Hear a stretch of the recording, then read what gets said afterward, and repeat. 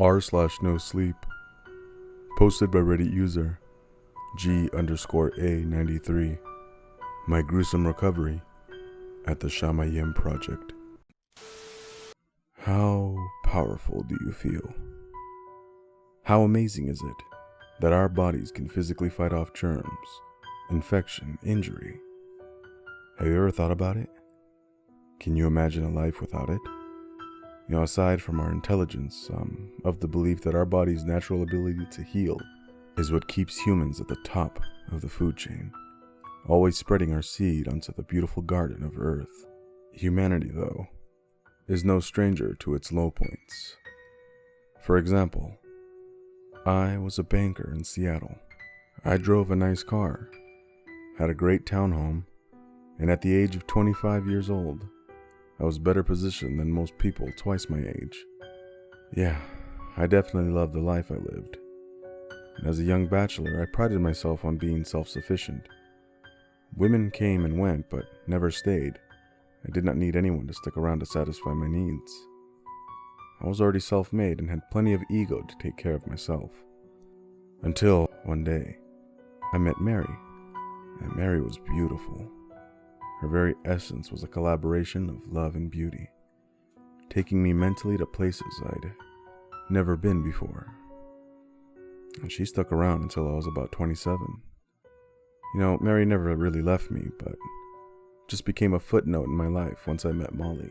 Man, Molly and me, we had some great times together.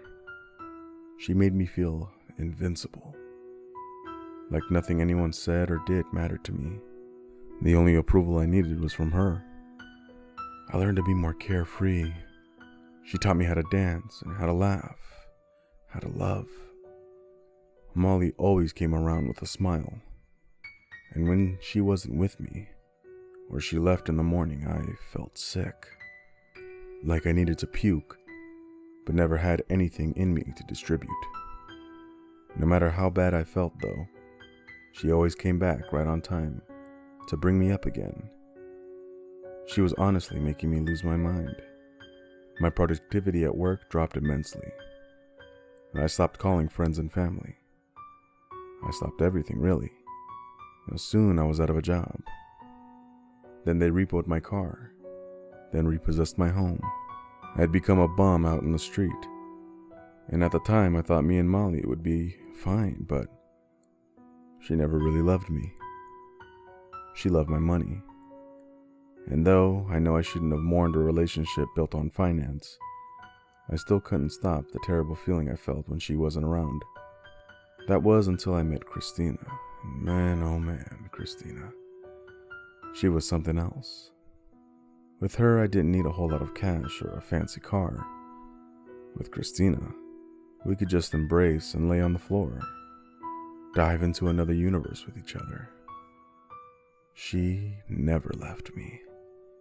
The second she walked away from me, I followed right behind to bring her right back. I was out of a job and homeless.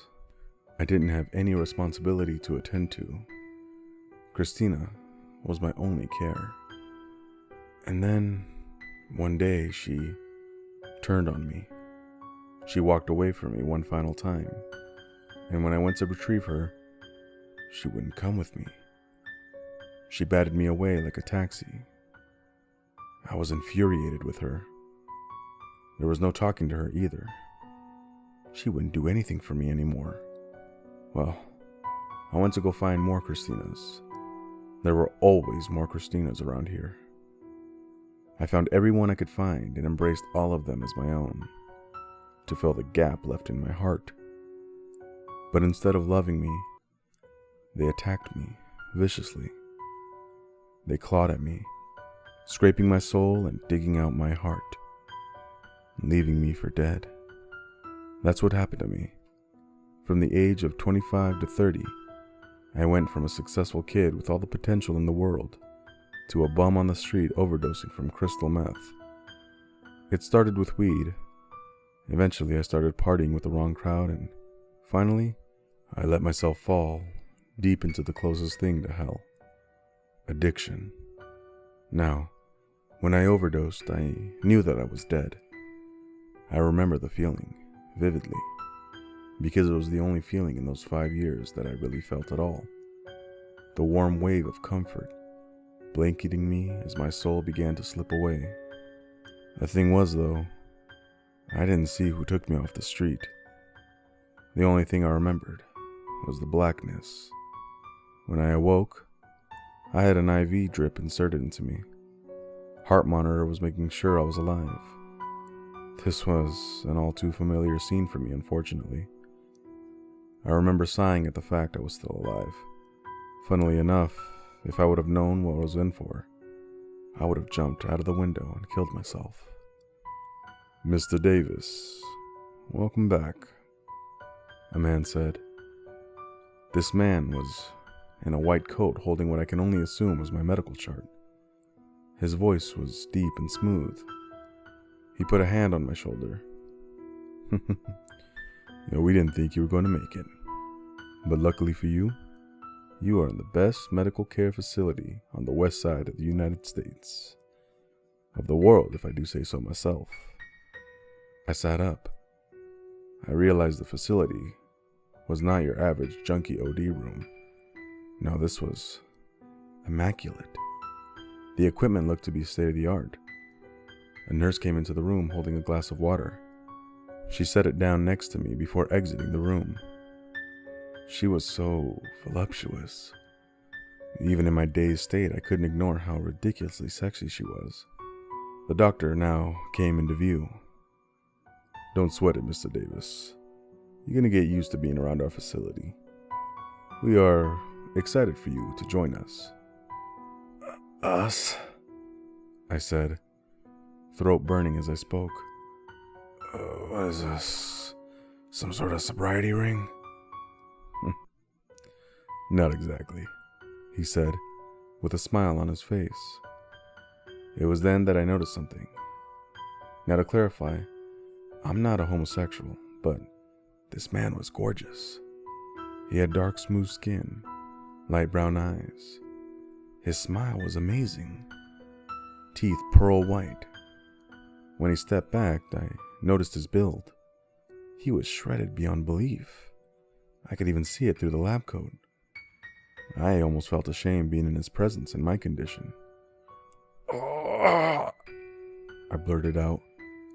The withdrawal started to set in. I felt as if my skin was lit on fire, picking up right from where I left off.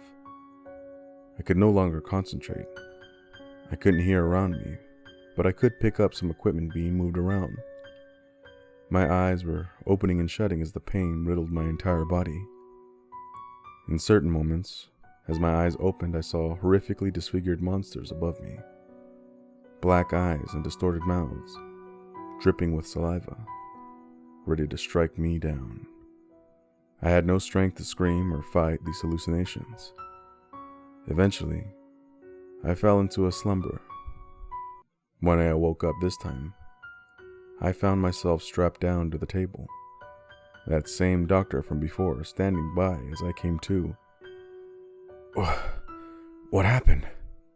I said. "Progress, Mr. Davis."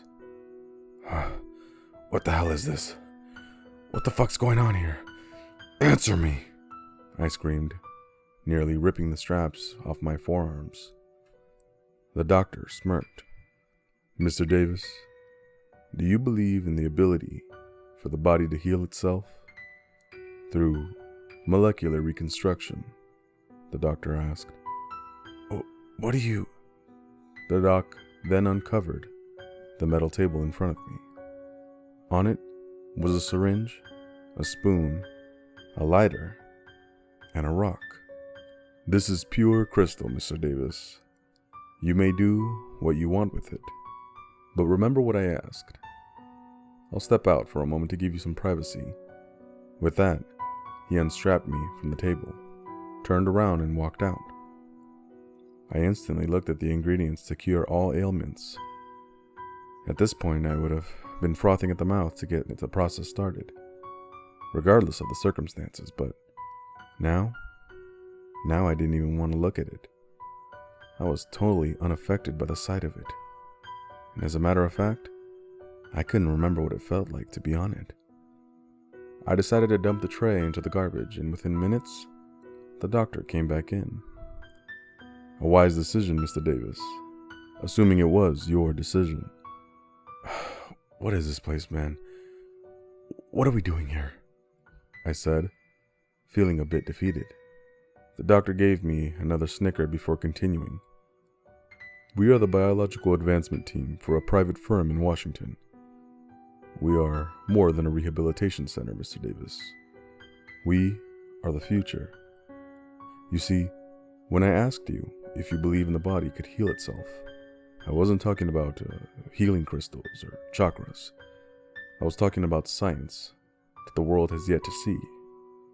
A new steroid that would not only help cure your illness, break your addiction, and heal your wounds, it would advance your entire being, mentally, physically, intellectually. You have passed the first test in the integration of DBM-12 into your system. Now I can only imagine what a man of your addiction level would have done as I left the room without the serum running through your veins. It occurred to me again that I no longer felt the withdrawal symptoms. No longer was I a prisoner to addiction. For the first time in months, I felt the sun on my skin, shining on me from the windows. I felt the breeze of air running over me. I could feel again. On the brink of tears, I managed to ask, "What is it you want from me?" "To help you, Mr. Davis. Believe it or not, we've been waiting for more people like you. People who die on the streets, at their lowest point in life, malnourished and, overall, of poor health. We will use you to help propel ourselves into the future of medicine and, quite possibly, the next stage of human evolution. Perfection." This was a lot of information for me to take in at once. And though I did feel much better mentally, I was still so frail. A stiff breeze could have tipped me over. So, over the next few days, Dr. Ottemeyer, as I came to know him by, would assist me in day-to-day rehabilitation activities. I was to stick to a strict regimen that went as follows: 8 a.m. breakfast, 9 a.m. workout, rehab my ability to walk. From 10:30 a.m. to noon, I did mental work, reading, puzzles, etc. 12 p.m. we had lunch. 2 p.m. rehab sessions. From 3 to 7 was my free time. At 8 p.m. it was lights out. I wish there was something to complain about, but there wasn't. I felt amazing. The routine was exactly what I had missed from my old life. Dr. Ottemeyer had given me back structure. Structure and daily doses of DMB-12. I must say, I felt incredible. From the time I woke up till 1 week after I had recovered from death, been reincarnated from it. On the first day, simple walking was an issue. Eating felt like a chore, and I was fatigued by any amount of reading. By day 3, I felt fantastic. I would be essentially sprinting out of bed with an appetite of a bodybuilder. Workouts went from mobile skill rehabilitations to bench pressing 300 pounds. My body had even begun to morph. I was becoming leaner, packing on muscle. My thirst for knowledge only grew as well in my mental work time of the day. I consumed knowledge like a fish would water. At the end of the week, I had packed on 25 pounds of muscle. I was in the best shape I'd ever been in. Everything about me had begun to heal. My teeth regained a shine that was lost to the drugs. My mind became sharper than ever, grasping concepts I would never be able to understand previously. I had been given a new lease on life. Then one day, as I was in my room devouring another Anton Chekhov masterpiece, I heard screaming coming from the halls of the facility. It was a primal scream of angst and horror. I set my book down and slowly moved to my door, trying to see through the small window what was going on. It was quiet, and I saw nothing. Suddenly, a woman slammed her face into the window. All the vessels in her eyes had burst, leaving her looking like a demon from hell. She continued her horrendous screams, slamming her face into my door. I jumped back before I saw two men grab her and pull her away, then away from the area. Eventually, the hall became quiet again. My heart was racing, my mind trying to figure out what the fuck was going on. I was in such a headspace that I didn't hear my door rattle as Dr. Ottemeyer came bursting through my door. For once, he had a look of panic on his face, his usual smirk nowhere in sight. "Mr. Davis, are you all right?" What the hell happened?" I said, trying to contain my fear. The doctor composed himself, wiped his head off with a handkerchief, and sat beside me on my bedside. "Miss Howlett is a patient here. Like yourself, she is a patient here. She was brought in with a serious heart condition. She accepted the treatment to see if we could curb her sickness. And we did. However, she did not disclose the fact that she was still using other medications and had snuck them in during her transfer over here. The serum reacted poorly, causing her to have a mental episode. She will detox ASAP and return to her normal regimen as soon as she heals." "And what about me?" I said more sternly. "Am I a risk factor? Could I go all postal like that?" "No, Mr. Davis. She's been here for 2 days. You've been taking the serum much longer. If there was to be any negative effect, we would have seen it by now. She is a rarity here." The tension was thick in the air. "Let's take a walk, Mr. Davis. I want to show you something." We walked down the hall and into an elevator. At that moment, I realized I hadn't seen the outside world in at least a few weeks. Those dark benders I would get stuck in seemed to be a lifetime ago. It was insane. I thought of maybe walking into my old bank job and say hello to my old boss. Maybe he could see I was clean and he would... I stopped once the elevator doors opened. The doctor directed me to the exit, and what I saw was a paradise. A large beach with yellow sand and crystal blue water. The sun hit my skin and made me feel so vibrant. I sucked in a breath of fresh air. Dr. Ottemeyer walked around the corner with me to show me an area with homes and a small main street square. There were houses, businesses, and people. People who looked so amazing. Not just in regards to their physical appearance, but their whole attitude. Everyone had smiles plastered on their face, laughing, showing off pearly white teeth. It was almost as if everyone there was completely happy. "Where are we?" I said, looking at Dr. Ottemeyer with disbelief. There were no beaches that looked like this in Seattle. "You are where you need to be, Mr. Davis. A paradise so beautiful that the gods themselves request to stay here once in a while. You see, you've made such strides in your recovery that we consider you a Type A candidate to start living amongst the people of Shamayim." Does that mean they're all... "Yes, Mr. Davis. Former patients in our project. Our aim is to progress society beyond the nuclear family of the 50s. We want to be the most perfect society in terms of living, health, and happiness. In Shamayim, you will be living amongst the most perfect specimens to come out of our program. They are all friendly and loving and strive to be perfect in every sense of the word. You too can be part of this, a part of history, when we prove that we have the answer to unlocking humanity's full potential. You can take your gifts and rejoin the society that spat in your face at your lowest point." I stood there for what felt like hours, taking in the beauty, the scene that was in front of me. Beautiful people standing in beautiful homes, walking freely without a care in the world. They all had this look of being content, like life had been figured out for them. It was amazing. I began to flash back to my decline, remember the way life had gone for me previously. Though I am to blame for all my failures, I still can pinpoint the cruelty that society had handed me. Being slammed by officers when I needed help, laughed at by young people as I begged for change, watching the well-off spray insect spray into trash cans so that I could not look inside. Yeah, I caused myself to become a slave to the drug, but when my chips were down and I reached my hand out for help, the world batted me away. "Mr. Davis," Dr. Ottemeyer said. "So, how's the food here?"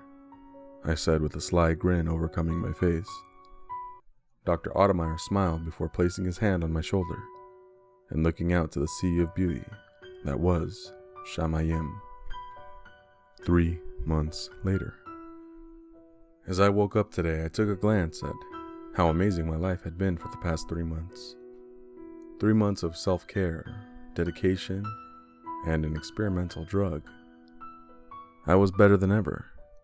I had completely transformed my being, my soul. When I looked in the mirror, I hardly recognized the person looking back at me. Things in Shamayim were perfect. I kept a routine, made friends, and even found purpose, all while becoming a better person every single day. I worked in the town's architecturals and maintenance. If there was ever an imperfection, me and the team worked to take care of it. When the town requested plans for a new structure, we were the ones to come and plan the build. I found a solace in the work. I found peace within this life. But, like everything that had led up to this point, the high I was feeling was artificial. The city, setting, and people were all hand-selected, brought up from the ashes of hell to be given perfection on a plank. What person would ever want to give up paradise after the hell of being sick, demented, or dead? It was around noon when it started. I was having a run in the park. There were people exercising, picnicking, and just living this blessed life bestowed upon us. The sound of peace was broken by an ear-splitting screech. Every head snapped towards the entrance to the park. There in the center stood a deformed thing. 4 limbs, a torso, and a head, but none of it looked human. Its skin was purple in shade. Welts and jagged teeth covered its face. Eyes rolled back into its skull. It was the most grotesque thing I had seen in my life up until that point. Before I could make another assumption about it, the creature barreled forward, screaming and swiping at everything in its way. It sniffed the air for direction. Almost like hitting play on a VCR, everyone scattered, all at once. And for the first time in months, the smiles disappeared. The laughing stopped. Shamayim became chaotic. The creature managed to get a hold of some townspeople. Some people bitten into like a snack out of a child's lunchbox. Some were clawed to death. This creature showed no mercy to those it grasped. As we followed the way out of the park, we saw what looked like militia members drive into the park with heavy-duty weapons. I never dared to look back, but when I heard the soldiers massacring the creature, I heard it let out a shrill scream. What shocked me is the word it was able to get out before its guttural death. It said help. We all filed into the cul-de-sac neighborhood, trying to regroup and make sense of what happened.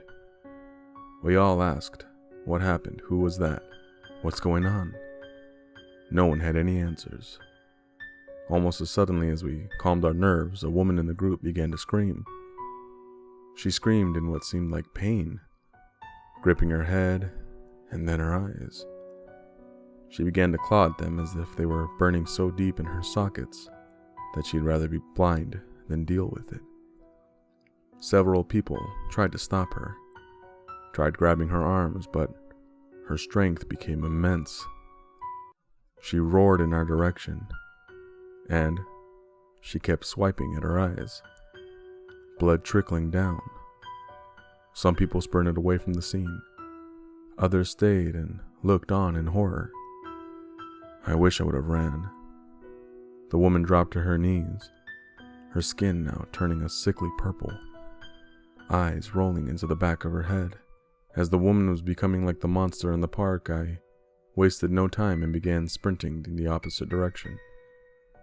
As I hit the main street in the compound, I saw another militia vehicle race towards the woman. As I rounded the corner, I saw several more citizens on the ground, writhing in pain and screaming up to the heavens as if to ask God why. At this point, I knew all too well the outcome for these sad souls. Confused and scared, I sprinted out to the only place that made any sense, the care facility that I had come to love. As I approached the building, I noted a small fire in the main lobby. I approached cautiously. What I saw when I walked in was a massacre. The bodies of staff thrown about, some ripped open from the abdomen, many of whom were missing limbs. The worst part was that some of the bodies ripped in half were still alive. They were trying to beg for help through the blood coagulating in their throats.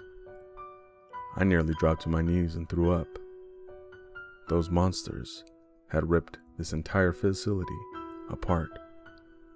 I thought of Dr. Ottemeyer and ran up to the elevator to go see if he was hurt. Perhaps he was in his office and could make sense of what the hell was going on here. As the elevator took me up to the floor I first received treatment in, I couldn't help but feel a sense of disbelief. Would this be it? As the doors opened, I noted how untouched the hall was compared to the main floor. Though I felt a mild sense of relief, it came crashing down when I saw the open door of Dr. Ottemeyer's office. I approached hesitantly, and as I opened the door wider, there sat Dr. Ottemeyer, looking out of his beautiful corner office. As I rounded his desk, I saw that he was leaned back, a hole blown into the bottom of his chin by the .38 sitting at his feet. I held back tears as I picked up the note sitting next to his desk.